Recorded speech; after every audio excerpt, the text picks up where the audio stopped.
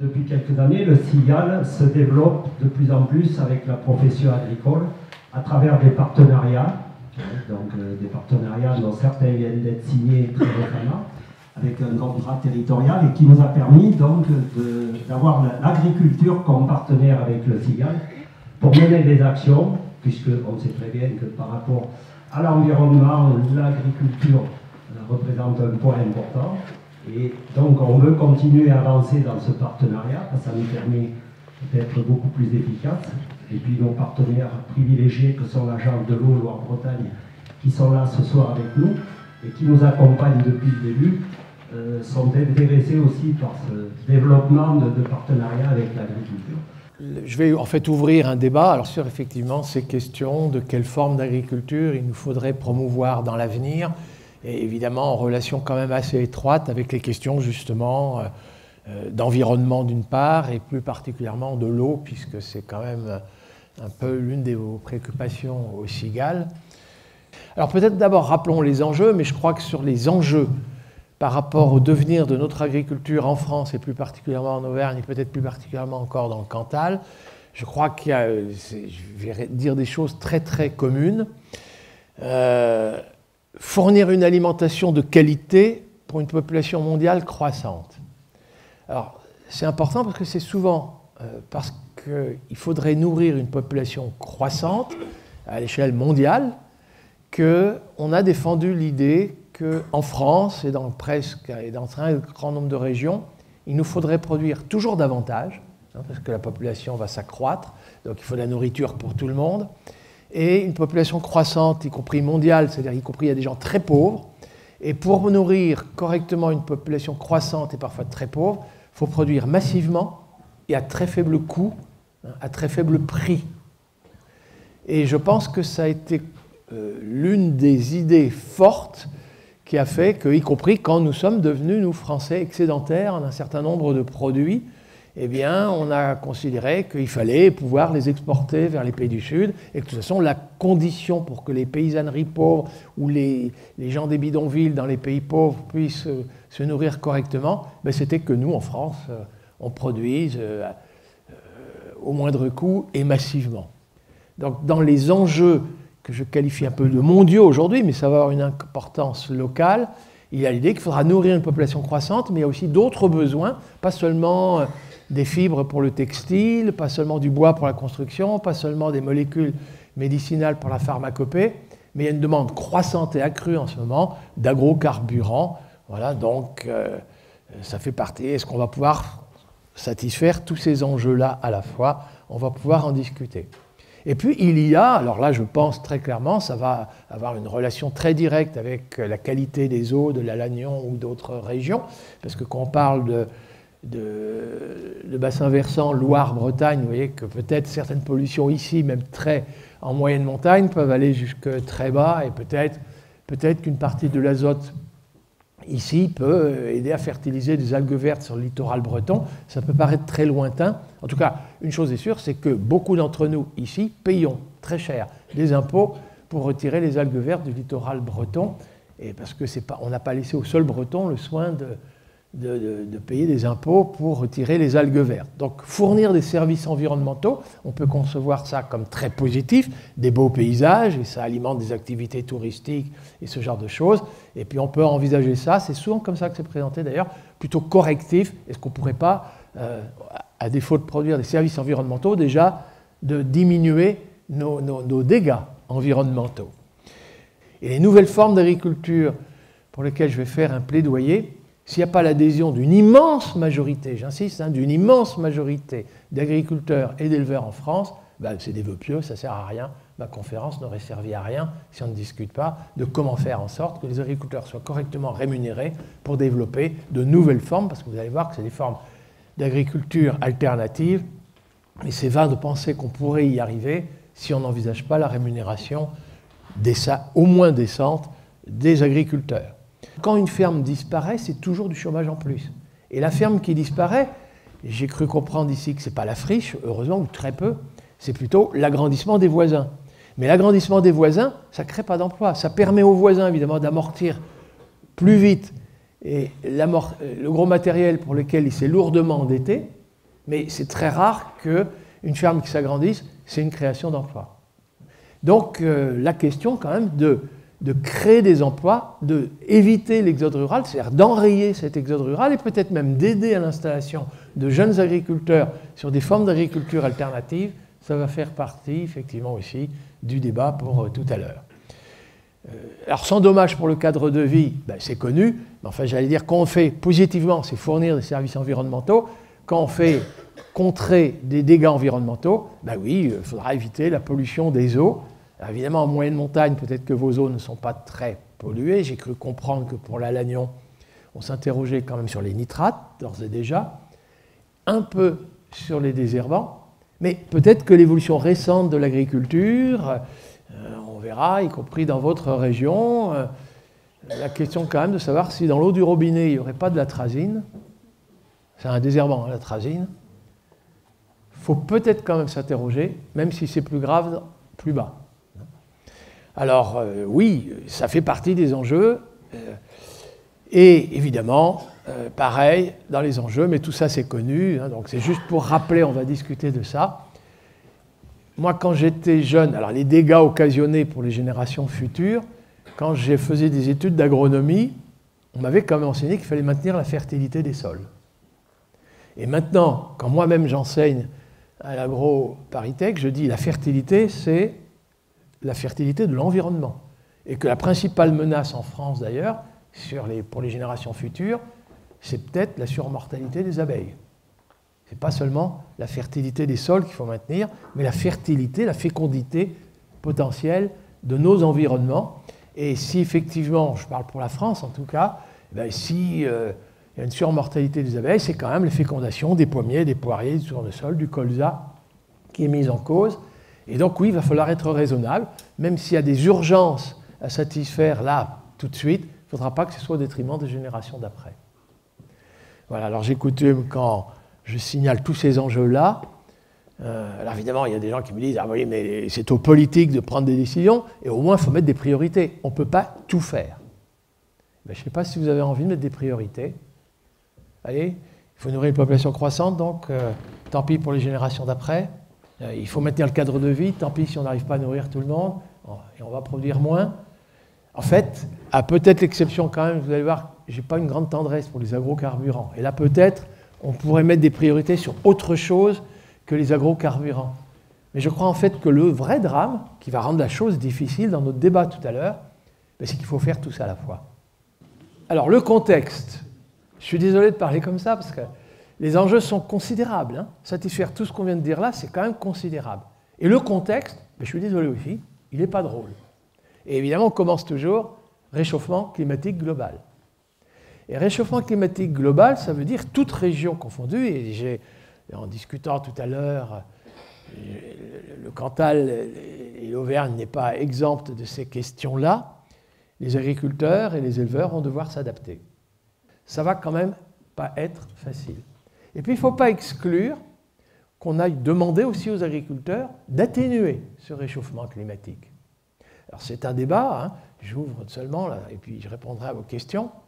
Mais l'agriculture, il y a 3 gaz à effet de serre pour lesquels l'agriculture est concernée.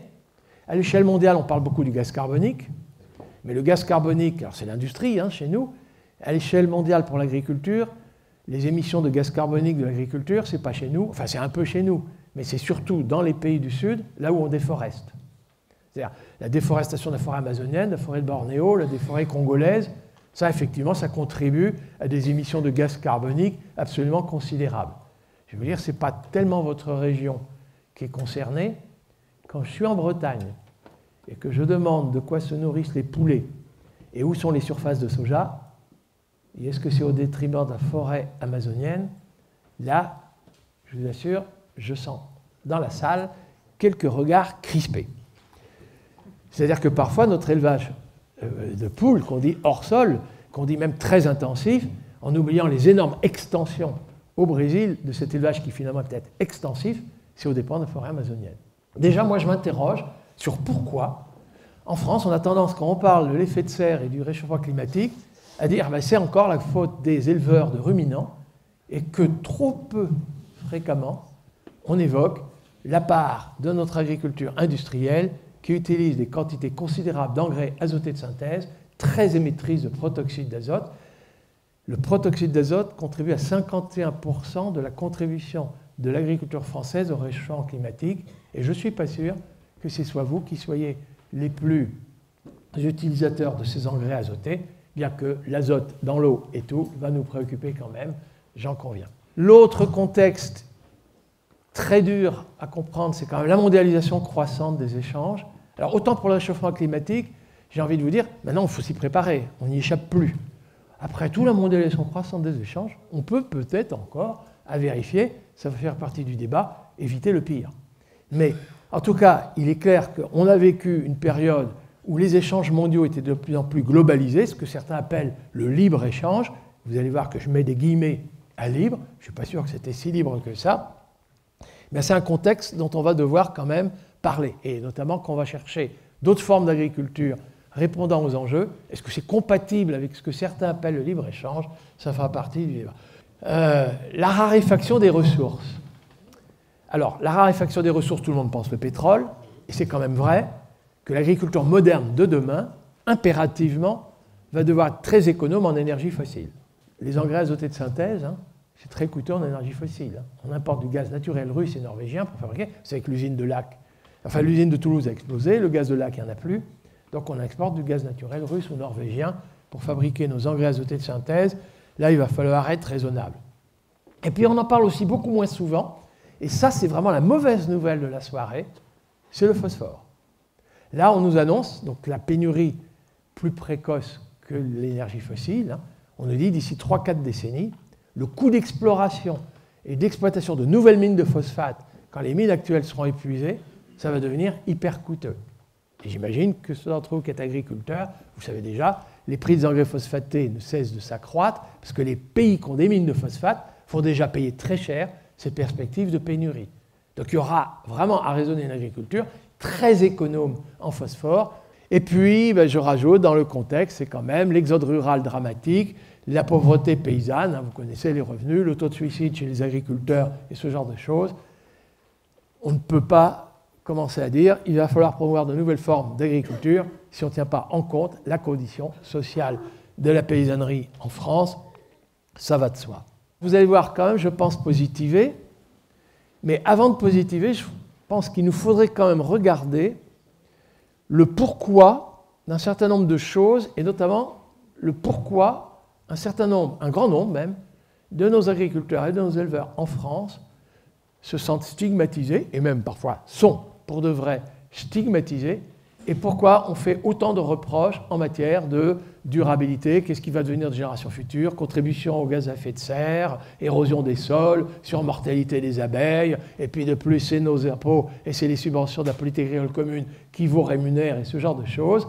C'est un grand nombre, vous imaginez bien qu'un très grand nombre d'agriculteurs et d'éleveurs aujourd'hui, très lourdement endettés, qui ont fait des investissements, je ne sais pas si c'est un robot de traite, je ne sais pas si c'est une moissonneuse-batteuse, quand ils s'entendent dire que, c'est nos impôts qui les payent, ce qui est d'ailleurs largement vrai, dans la part du revenu des agriculteurs, sachez que la part de subvention de la politique agricole commune est loin d'être négligeable. Et s'entendre dire « je suis mendiant et je ne vis que d'aide et c'est contribuable » et de plus, votre agriculture, regardez les dégâts environnementaux, je comprends qu'il y en ait qui ne supportent plus ce discours.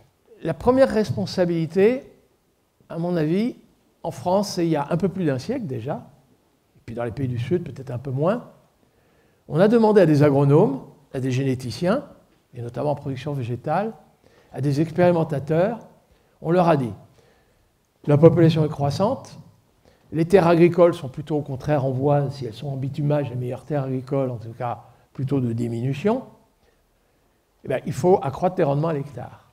Il faut produire plus, mais à l'unité de surface. Remarquez, si la population est croissante, si la terre est de taille constante, et même si les meilleures terres agricoles disparaissent parce qu'on les bitume à cause de l'urbanisation, c'est évidemment beaucoup plus grave encore en Chine, au Vietnam, vous imaginez bien, Shanghai, Pékin, que chez nous, mais il faut accroître les rendements à l'hectare. Vous allez me dire, où est l'erreur? Alors on a dit à ces généticiens, notamment en production végétale, mettez-nous au point des variétés végétales à haut potentiel de rendement à l'hectare. Où est l'erreur? Alors on a dit un peu d'autres choses à ces agronomes, des gens qui me ressemblent. Hein. On leur a dit, alors maintenant, la recherche, on leur a dit, on me l'a dit, que je coûtais très cher, que les agronomes coûtent cher, que la recherche agronomique coûte cher. Alors si on met au point une variété à haut potentiel de rendement, il faut qu'elle aille du Pas-de-Calais jusqu'à la Camargue, de la Bretagne jusqu'à l'Alsace. Pourquoi pas en passant par l'Auvergne. Mais il faut amortir l'argent qui a été investi dans la recherche agronomique tout de suite sur de très vastes surfaces. Donc deuxième chose qu'on a quand même dit un peu aux agronomes, tous les gènes là dans les plantes qui sont des caractéristiques trop locales, vous éliminez, hein, s'il vous plaît. Hein. Les caractéristiques trop locales génétiquement, vous supprimez. Et en particulier, pour ceux d'entre vous qui pratiquaient les fruits et légumes, vous savez qu'il y a des plantes qui fleurissent, par exemple, en fonction de la longueur du jour et de la nuit, enfin des longueurs respectives du jour et de la nuit, et même qui fleurissent, est-ce que les jours sont en train de s'accroître comme au printemps ou de diminuer comme à l'automne? C'est-à-dire qu'une plante ne pourra fleurir qu'une fois par an. Une plante photopériodique, c'est comme ça qu'on parle, ne pourra fleurir qu'une fois par an. Alors on nous a dit surtout, alors ça, vous supprimez. Hein. Et puis on a dit autre chose à ces agronomes qui coûtent très cher. On leur a dit, maintenant, mettez-nous au point des variétés à haut potentiel de rendement et faites vite, s'il vous plaît. Enfin, le s'il vous plaît, on vérifiera, mais faites vite. Et alors là, quand vous commencez à faire des expériences dans le Pas-de-Calais, en Camargue, en Bretagne, en Alsace et en Auvergne, et qu'on va essayer de trouver des variétés à haut potentiel de rendement, ben les scientifiques, ils sont rigoureux. Hein. Ils ne veulent pas tromper les paysans. Hein. Il faut s'assurer dans les expériences multilocales qu'au moins 95% des fois, la variété qu'on va qualifier d'améliorer a bien donné un rendement supérieur aux autres. La marge d'erreur, 5%, pas plus. On ne peut pas vendre une semence de variété dite améliorée si plus de 5% des fois, elle donne un rendement inférieur à d'autres. On est rigoureux. Alors je ne vous cache pas que quand vous devez faire des expériences multilocales, vous assurez très vite que 95% des fois, la variété que vous allez qualifier d'améliorer a donné un rendement supérieur aux autres, ça devient difficile. Imaginez un seul instant qu'en un endroit, il y a des sangliers qui traversent la parcelle. Vous savez que les sangliers ne choisissent pas les variétés à piétiner. Et si le sanglier piétine une variété qui a un haut potentiel de rendement, ben, elle ne donnera pas un haut rendement. Et du coup, je ne pourrai pas vérifier que 95% des fois. Donc il faut 0 sanglier. C'est pour ça qu'en France, on clôture toutes les stations expérimentales, pas seulement en France, hein, partout, les stations expérimentales sont soigneusement clôturées contre les animaux sauvages et les faucheurs volontaires. Et vous voyez que alors, la responsabilité, je ne l'impute pas aux agriculteurs, là, je l'impute y compris sur le raisonnement qui a été le nôtre de pouvoir produire davantage à l'hectare en faisant des expériences, toutes choses égales par ailleurs. Pour ce qui est maintenant de l'agro-industrie et des agriculteurs, ça c'est davantage mieux connu. Il faut produire davantage et au moindre coût pour que les couches modestes puissent avoir une alimentation à bas prix, hein, parce qu'on est soucieux des pauvres pour qu'ils puissent se nourrir correctement, il faut produire à bas prix. Ben écoutez, il n'y a pas 36 solutions. Hein. Il faut produire massivement et à grande échelle. Alors l'agro-industrie a vite compris ça. Remarquez, les industriels, ils ont compris ça surtout pour le taux de profit.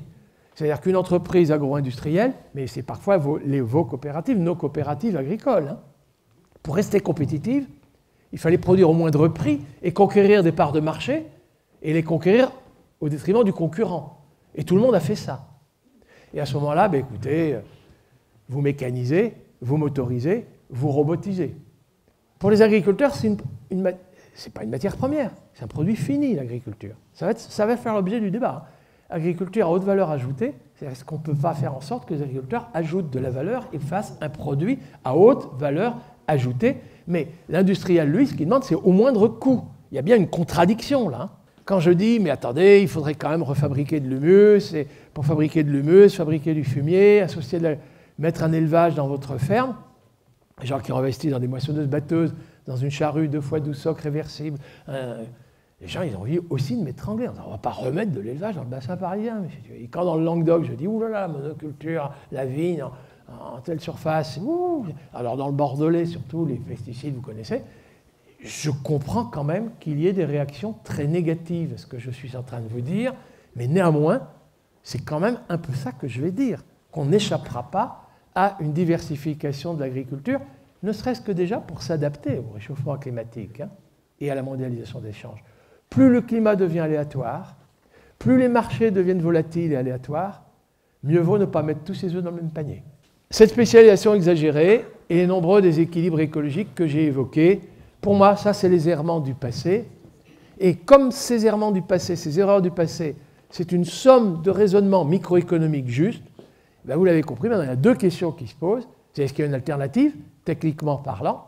Et la deuxième, et on va en débattre, c'est à quelles conditions socio-économiques on parviendra à promouvoir ces formes d'agriculture alternatives. Mais je voudrais tout de suite vous dire, oui, il y a bien des formes d'agriculture alternatives qui permettront de répondre à ça. Et quand on va parler de motorisation, mécanisation pour l'agriculture moderne de demain, évidemment, alléger la pénibilité et les astreintes, c'est quand même quelque chose qui est parfaitement compréhensible, je veux dire. Et parfois, au moindre coût, par contre, ça a des coûts cachés, parce que le lait pas cher, là, il nous coûte très cher. Pas des impôts pour étirer les algues vertes. Comme le pain pas cher, parfois il nous coûte très cher pour qu'il n'y ait pas d'atrazine dans l'eau du robinet. Les coûts ne sont plus dans le prix du produit. Ils sont dans les impôts, dans les maladies, y compris moi, les maladies, je ne sais pas mettre ça en termes monétaires. Mais je voudrais juste vous dire qu'il y a un certain nombre de principes issus de l'agroécologie. Alors là, je vais vous parler de l'agroécologie comme une agroécologie scientifique. Je vais parler momentanément comme un agroécologue. Peut-être vous découvrez que je suis un peu agroécologiste, c'est-à-dire qu'il y a un engagement quand même pour éviter les pollutions et ce genre de choses. Mais je pense qu'il y a des fondements scientifiques à des formes d'agriculture hyper modernes, de demain, mais très alternatives. C'est-à-dire que ça va être une révolution technique, je crois qu'il faut être clair. C'est radical dans les orientations. Et évidemment, ce ne sera pas un grand soir, ce sera une transition. Moi, je veux bien que vous appeliez ça transition écologique ou comme vous voulez. Ça ne peut pas être du jour au lendemain. Il faudra avoir les moyens qu'on se donne. Mais ça va être quand même très radical dans les orientations. Et je crois, et je tiens à plaider, on n'y échappera pas. Moi, je préfère vous le dire. Vous avez le droit, évidemment, de ne pas être d'accord avec ce que je vais vous dire. On est là pour débattre. Mais je crois qu'il faut l'être. En tout cas, techniquement et scientifiquement, sachez, on a toutes les raisons de se dire que les enjeux qu'on a vus, nourrir correctement, durablement l'humanité tout entière, et sans dégâts environnementaux, et sans dégâts pour les générations d'après, si la question n'est que technique, c'est ça que je vais essayer de vous démontrer. Alors là, il y a toutes les raisons d'être optimiste.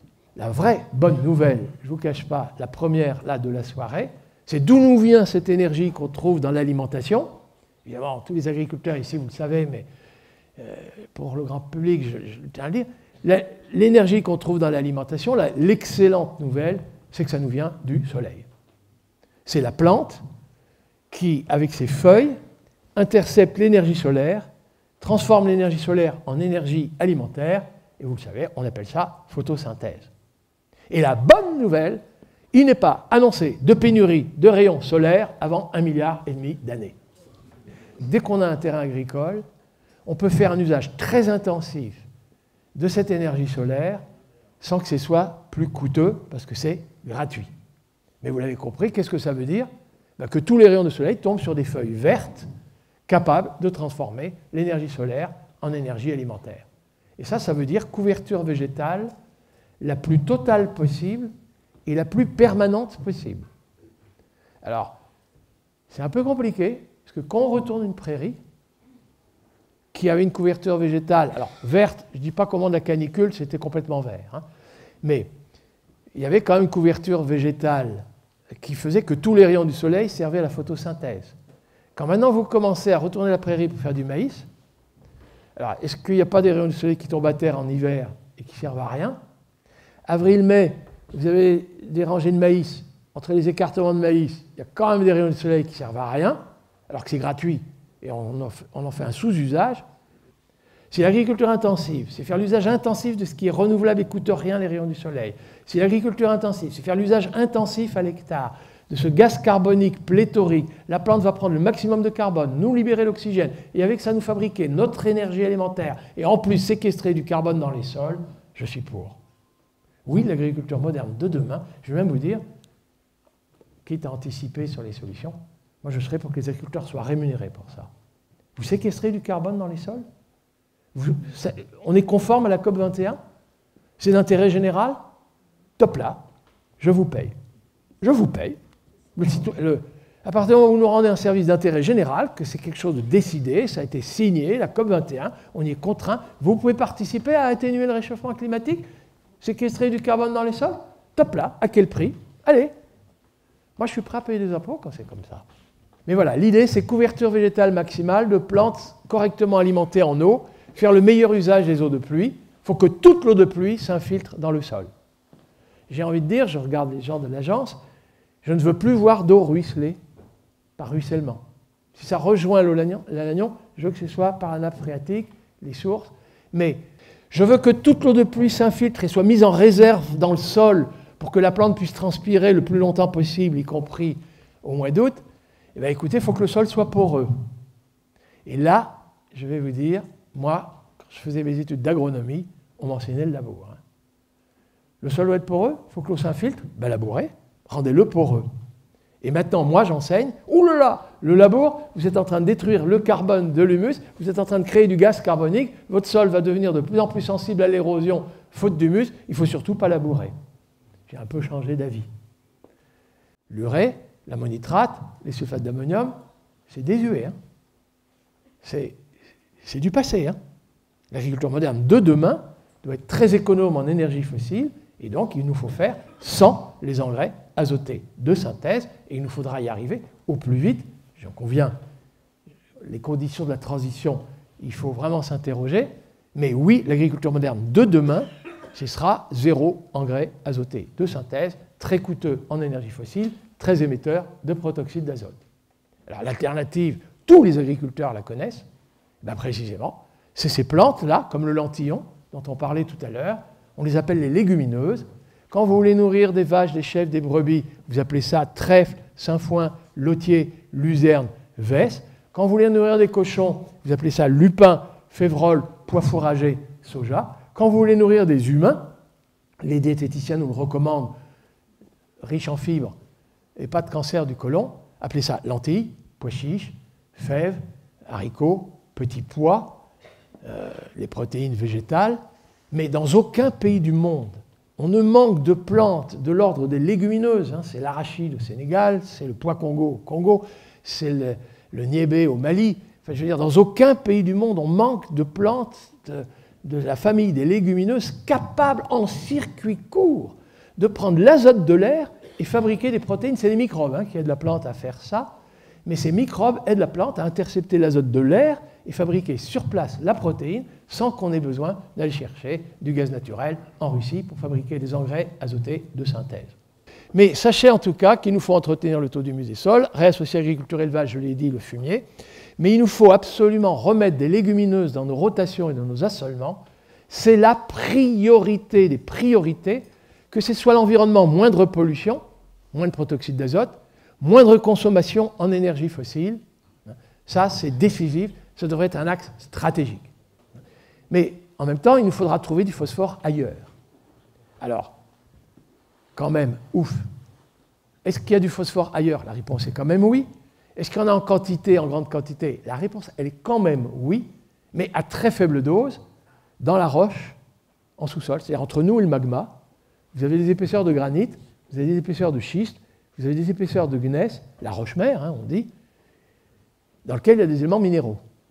Et d'ailleurs, les éléments minéraux qui sont dans le sol proviennent en définitive de cette roche qui a été altérée. Alors, évidemment, le problème, c'est que maintenant, l'altération de la roche qui libère des éléments minéraux, dont le phosphore, ça se passe en sous-sol. Ce n'est pas accessible à une racine de blé, ce n'est pas accessible à une racine de luzerne ou à une racine de régras. Par contre, ça peut être accessible à des racines d'arbres. Si vous avez des arbres avec des racines profondes, qui vont aller chercher les éléments minéraux, ça va remonter avec la sève, ça va dans la feuille tombe à terre, vous fertilisez le sol.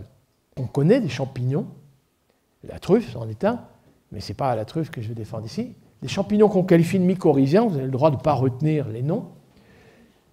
Ces champignons parasitent l'énergie de la plante. Ils s'incrustent dans la racine de la plante et développent une espèce de moisie, hein, de mycélium, hein, c'est comme ça qu'on parle, très très très filamenteux, qui parvient à débusquer les éléments minéraux qui sont dans le sol, qui sont dans la couche arable, dans la couche superficielle, mais que la plante ne parvient pas à à retirer parce que c'est coincé dans les argiles. Eh bien, ce mycélium est tellement fin, plus fin que les racines, que même les plus fines des racines des plantes, ce champignon parvient à le débusquer, et ce champignon fort sympathique restitue ça à la plante dont il a pris l'énergie. Et là, de toute évidence, alors ça se fait dans la couche arabe, et ça se fait aussi avec les racines d'arbres en sous-sol. C'est aussi ça qui fait que les éléments minéraux, au moment même où la roche est altérée, les silicates libèrent du calcium, du potassium, du phosphore et des oligo-éléments. Eh bien, avec les racines des plantes, plus les champignons mycorhiziens, hop, on récupère tout ça. Et là, on a, alors avec ce qu'on appelle l'agriculture sous parc arboré, le réembocagement, l'agroforesterie selon les pays, des moyens de fertiliser en éléments minéraux qu'on ne soupçonnait pas encore. Enfin, les champignons mycorhiziens, on sait ça depuis des décennies. Hein. Mais l'ampleur que ça peut être utile, donc par une voie biologique, hein, vous l'avez compris, devrait faire en sorte qu'on pourrait se passer surexploiter les mines de phosphate pour fabriquer des engrais phosphatés de synthèse. Évidemment, le reste, vous l'avez compris, vous remettez des haies. Ben, le haie, on l'a déjà dit, ça évite le ruissellement, l'eau va être dans le sol, ça va être mis en réserve, ça accroît la photosynthèse, ça accroît les rendements. La haie, ça fait brise-vent, tant mieux. La haie, ça fertilise les sols parce que ça va chercher des minéraux, tant mieux. Mais la haie, elle héberge aussi les coccinelles. Et si les coccinelles neutralisent les pucerons, vous ne mettez plus de pesticides. Et dans la petite bande enherbée en bas de la haie, si vous avez des carabes, des scarabées, ça neutralise les limaces. Et vous ne mettez plus de pesticides.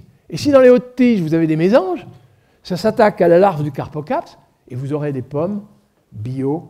Et puis, y compris, canicule. Bon, ça, c'est les frênes. Alors là, vous connaissez, hein, ça, c'est des choses que vous connaissez bien. Quand il y a la canicule et qu'il y a une énorme sécheresse au mois d'août, on est quand même parfois content d'avoir quelques réserves fourragères dans la haie pour ne pas décapitaliser tout le troupeau. Hein.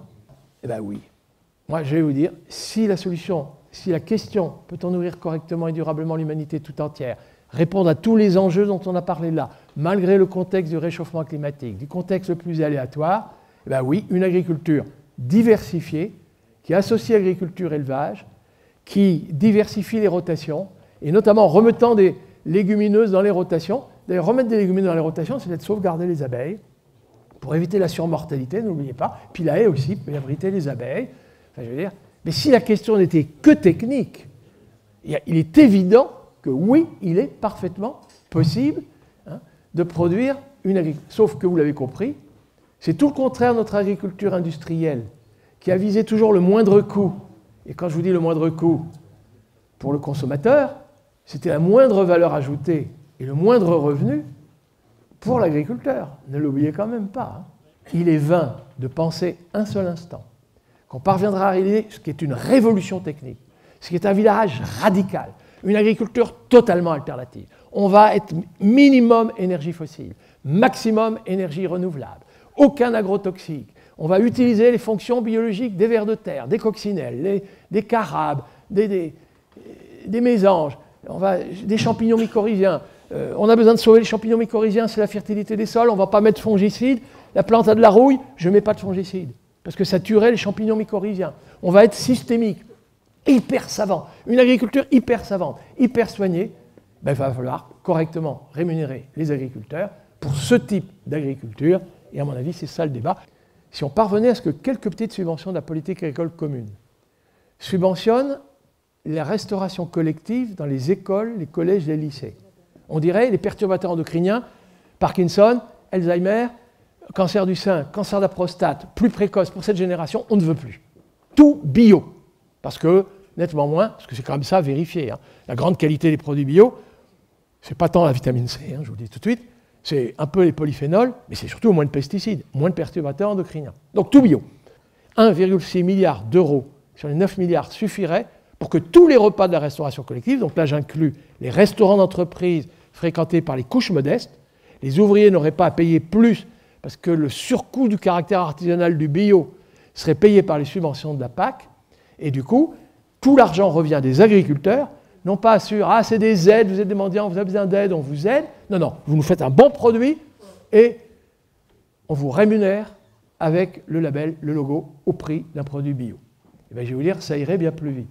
Et bien, moi, ce que je vous suggère, c'est qu'on le dise, on vous paye les services environnementaux.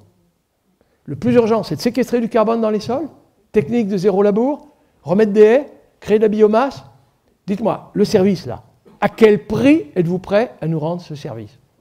L'agriculteur dit, écoutez, c'est du travail en plus, c'est machin, moi je ne fais pas en dessous de tel prix. Top là, je vous paye. Vous remettez des légumineuses, ça nous évite des importations de soja, ça nous évite des importations de gaz naturel russe, ça nous évite des émissions de protoxyde d'azote, peut-être même que ça va ressusciter les abeilles. Il faut remettre des légumineuses en rotation. Dites-moi, à quel prix êtes-vous prêt à nous mettre des légumineuses dans vos rotations et vos assolements? On en discute. À quel prix? À ce prix-là, top là, je vous paye. Il nous faut des haies pour remettre des coccinelles, éviter les agrotoxiques et ce genre de choses. À quel prix êtes-vous prêt à nous rendre ce service environnemental? Des agriculteurs qui vivraient plus de subventions, des agriculteurs qui seraient plus considérés comme des mendiants, des agriculteurs qui seraient droits dans leurs bottes, fiers de rendre un service d'intérêt général et qui seraient correctement rémunérés pour rendre ce service d'intérêt général. Moi, je crois, il faut juste qu'on bouge un peu. Mais oui, on peut promouvoir une agriculture alternative. On va s'en donner les moyens. Je suis sûr que tous ensemble, on va gagner. Merci.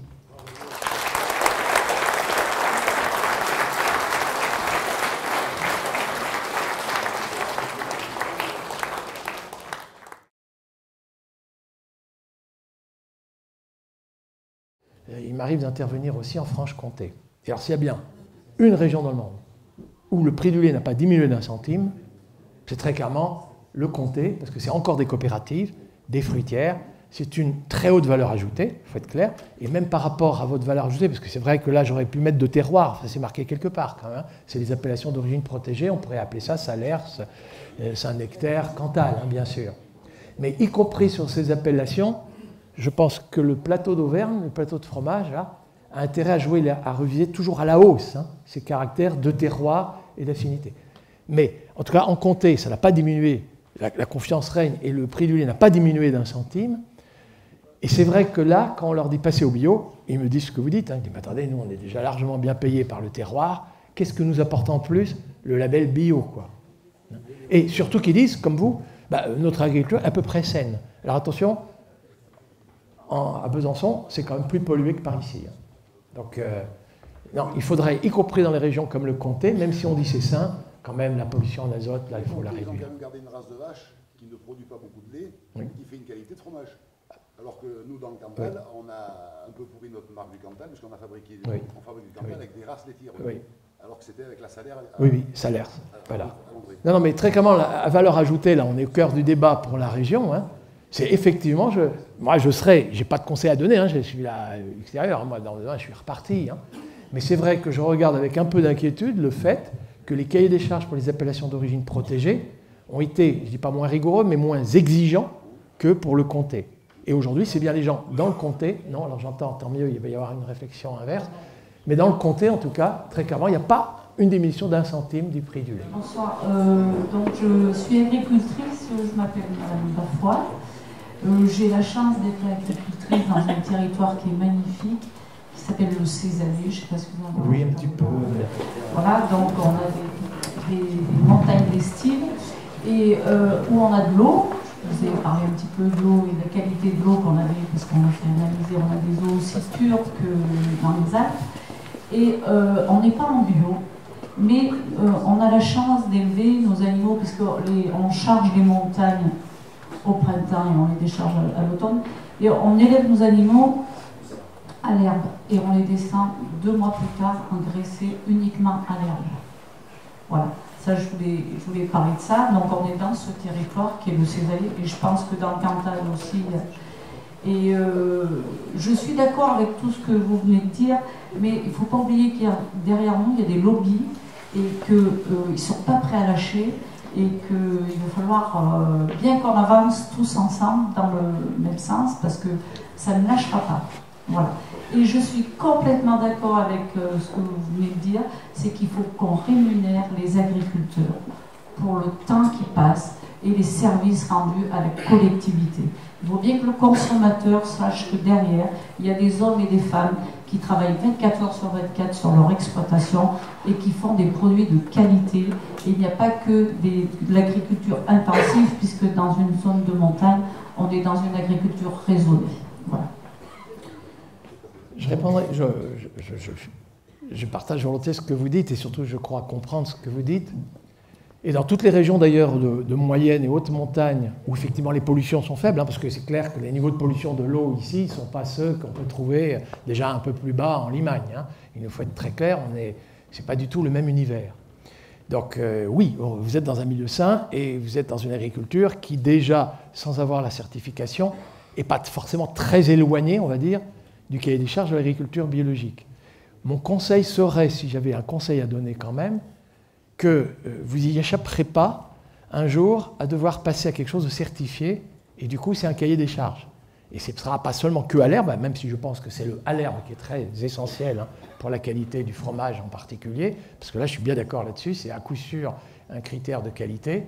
Mais je pense que dire on est déjà très bon, et le dernier petit pas, surtout que c'est quand même lui qui donne droit aux produits mieux rémunérés, moi je serais pour que quand même on tente l'aventure, même si on est déjà. Mais par contre, il faut qu'il soit correctement rémunéré. Et moi, je crois que c'est ça qu'il faut réclamer, c'est-à-dire rendre rémunérateur le dernier pas qui vous reste à faire. Néanmoins, si on veut que tout le monde se mette un jour, et parce que c'est quand même ça l'objectif, je veux dire, c'est que plus personne ne consomme de perturbateurs endocriniens, faut être clair, puis qu'il n'y ait plus une seule algue verte sur le littoral breton. Donc un jour, il va bien falloir que c'est la totalité de notre agriculture qui change. L'idée qu'il faut respecter toutes les formes d'agriculture. Alors c'est vachement sympa. Il y aurait une agriculture bio pour les bourgeois bohèmes qui ont un pouvoir d'achat et les perturbateurs endocriniens pour les couches modestes. Ça, excusez-moi, je trouve ça scandaleux. Le discours qui dit qu'il ne faut pas opposer les agriculteurs, ok, mais qu'on dit qu'il ne faut pas opposer les formes d'agriculture, non, non, c'est bien toute l'agriculture française qui va devoir changer. Et ça passe, alors évidemment, par des considérations de revenus, par des considérations d'éducation, et dans les considérations d'éducation, c'est des changements d'addiction. Il se peut, effectivement, que les addictions smartphone n'encouragent pas à consommer bio. Oui, bonsoir, Michel Deschamps, je suis producteur dans le Cantal. Une remarque un peu d'ordre général, je crois que c'est bien, vous avez culpabilisé les agriculteurs, vous avez culpabilisé les agronomes, pour ma part je culpabilise personne. Je pense qu'il ne faut jamais oublier d'où on vient pour savoir où on est, pour savoir où on va. Dresser les uns contre les autres, faire des procès d'intention, ça n'a jamais mené à rien. Peu importe si effectivement les gens avaient tort, je pense qu'ils avaient un moment ou l'autre raison. On est quand même des générations, même la mienne, qui avons ni connu la faim, ni la restriction, et toujours la paix. Donc on se fait souvent les entretiens, et les décisions qui ont été prises à un certain moment, c'était certainement pour des raisons politiques fondées. Qu'il y ait eu une légère dérive, certes, et que vous avez fait un cours absolument brillant, et je vous en remercie. Les fondamentaux de la biologie et tout ce que l'on découvre aujourd'hui, entre ce qui était fait quand vous débutez vos études et par rapport à l'évolution que vous avez eue aujourd'hui, je crois que les paysans sont également capables de cette évolution. Et ce dont je ne doute pas de la pression qu'on peut faire auprès des politiques, puisque c'est quand même qu'il s'agit, vous n'êtes pas naïf, vous savez, les orientations, elles évoluent en fonction des orientations budgétaires. Donc, à quelque part, de la PAC, mais pas seulement de la PAC. Et je vous remercie enfin d'avoir précisé en fait la clé. La clé, c'est la rémunération. Quel que soit le choix que l'on peut faire par rapport à toutes les alternatives techniques, et je pense que c'est une somme, il n'y a pas qu'un élément, c'est un global, en fonction de la capacité de la rémunération qu'auront les agriculteurs, ils adapteront le système, parce que c'est un débat qui dépasse largement la profession et la corporation agricole dans son ensemble. C'est un débat aujourd'hui sociétal, un débat de société. À mon avis, je pense qu'il faudra à peu près une génération pour que ça évolue. Pourquoi? Parce qu'effectivement, il y a des contraintes économiques. Je suis optimiste. Dans une génération, je pense que vous avez des échéances plus lointaines, même si vous êtes très pressé. Mais quoi qu'il en soit, il faut du temps au temps. Et à un moment ou à un autre, il faut que les consommateurs nous y accompagnent. La prise de conscience, elle n'est même pas chez les paysans pour moi. Vous savez, le modèle, il évoluera en fonction effectivement de la rémunération. C'est le consommateur qu'il faut évoluer. C'est le consommateur qui dirait qu'il en a marre. C'est le consommateur qui, effectivement, pour des raisons essentiellement environnementales, de qualité des produits, de qualité de vie aussi de ses citoyens, qui fera que ça évoluera ou pas. Parce qu'on n'empêchera pas les autres d'avancer, et on n'empêchera pas les autres de faire ce qu'ils veulent, notamment en matière d'import-export. Et la dernière remarque, je ne veux pas être trop long, et ce serait très passionnant de débattre plus longtemps. Je ne veux même pas de répondre, parce que vous avez répondu à tout ce que je viens de dire. C'était juste pour dire, attention, conseil d'intention, restons calmes, et choisissons plutôt positivement là où on veut aller. La deuxième remarque s'adresse aux agriculteurs de Cantal. Moi, je vais entendre une comparaison remarquable. La Franche-Comté a même cahier des charges d'appellation que nous. La Franche-Comté est seulement à 550 € la tonne, quand nous, on est à 500 €, à 300 €, pardon, je l'ai dit, à 300 €, et qu'effectivement, on fluctue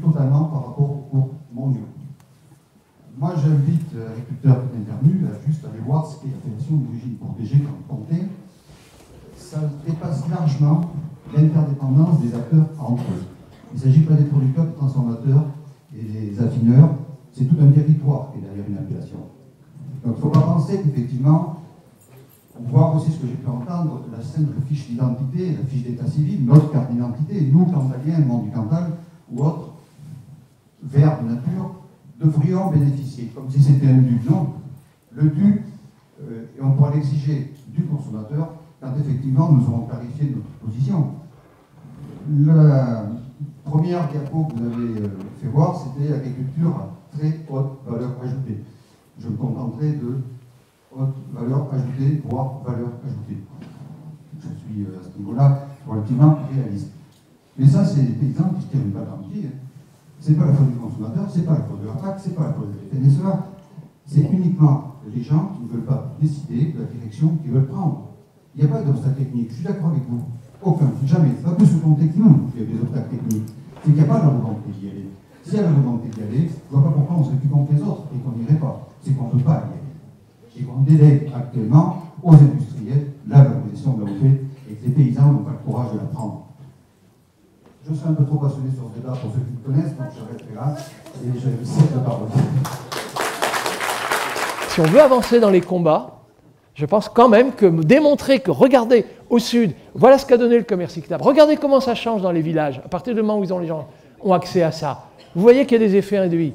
Et bien, en France aussi, on montrera positivement qu'autre chose est possible, mais moi, ça ne m'interdira pas d'exiger que les engrais azotés soient taxés et que les gens soient plus incités à mettre des légumineuses parce que l'engrais azoté de synthèse coûte trop cher.